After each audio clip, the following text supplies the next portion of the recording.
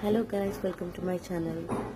ఇప్పుడు హైదరాబాద్లో క్లైమేట్ చాలా బ్యాడ్గా ఉంది. అందువల్ల పిల్లలకు కాఫ్, కోల్డ్ అనేది వస్తుంది.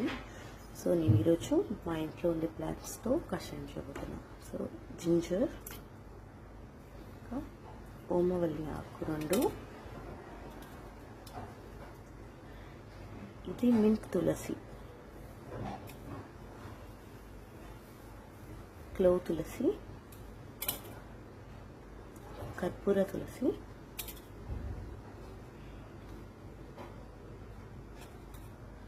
లెమన్ లీఫ్,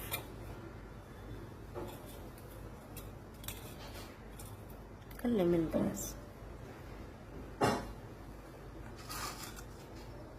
కొన్ని మిరియాలు,